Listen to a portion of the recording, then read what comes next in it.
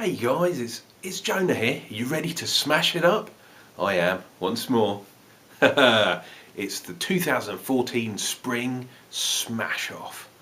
I actually got it right for a change. And today we're gonna consider a beer from a guy I don't know too much about. It's Mr. John Berry from the Shads Brewery. Look at that label, man. That's a proper label out. Label out. Come on. And we got a 4.7% beer today, and it says it's Tipple Pale Malt and Cascade. Sounds good. He's even put it's from District Spring Water, Lake District Spring Water. Miss out the first word. Yeah, and he's used the yeast, Saf Brew yeast. Well, that's cool, and the label is absolutely brilliant. There's a little story on the other side which is quite good. It says, brewed in support of the LGBT athletes and supporters at Sochi 2014. If you don't know what that's all about, do a search for LGBT. I actually do, but yeah, it might explain that wonderful label that's on there. Nice fist. Everybody likes a good fisting. Come on. Right, let's get into this bad boy. Don't know, as I say, don't know too much about Shads Brewery or John. So, hey, if you want to get in touch, let me know, brother. Yeah, we've got a bit of carbonation. Not too much though. Ooh, got that cascade buzz. Right, let's go for a pour. Oh wow, look at that. Lovely, lovely golden beer this one is. Slightly different because everyone else has seemed to have more of an amber beer. But hey, there's nothing wrong with having a bit of a lagery kind of colour. Look at that. Very, very clear beer. Quite a light carbonation, but super clear. Look at that. That is almost shop quality. Oh, we're getting that spiciness. Doesn't smell that much like Cascade, I have to say. Cascade's usually a peachy.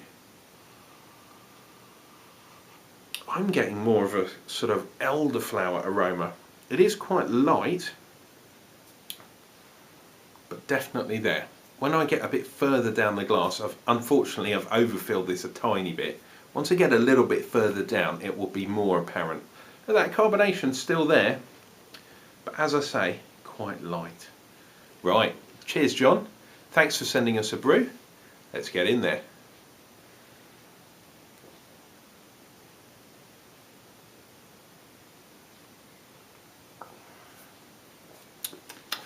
Quite light on the carbonation.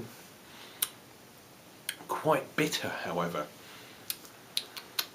If I was a betting man, I'd say that that's probably been dry hopped.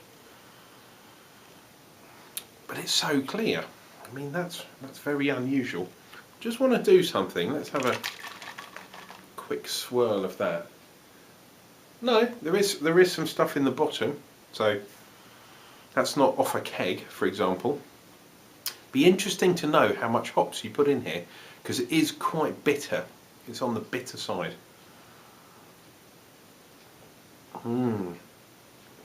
The mouthfeel, once you get past that initial bitterness, is very, very smooth. Maybe a tiny bit watery. Let's have a look. 4.7. So that's not that strong, really. I mean, it's 4.5 is probably the border, so it's not far above that. But yeah, tiny bit watery for my tastes.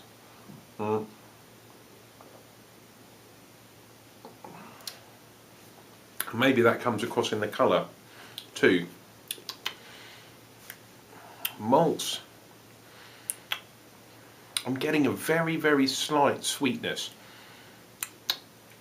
in the malt, and it's obviously a very light malt, or very pale malt. But the bitterness of the hops kind of overpowers everything else, if that makes sense.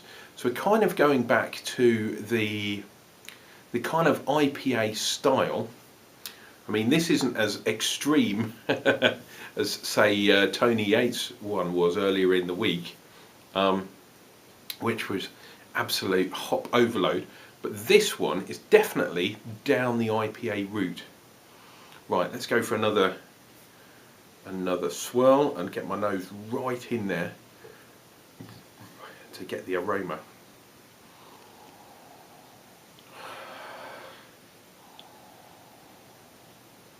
Very light on the aroma, which for an IPA is unusual, or for an IPA style beer, like an American IPA.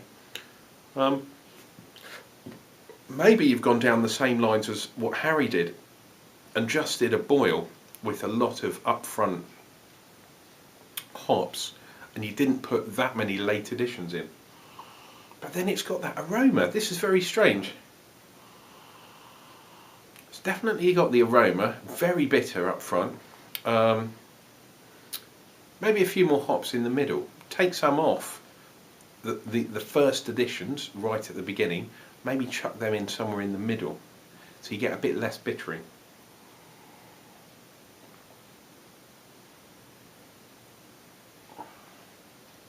That said, this is a very drinkable beer. Very nice, very clean, very crisp.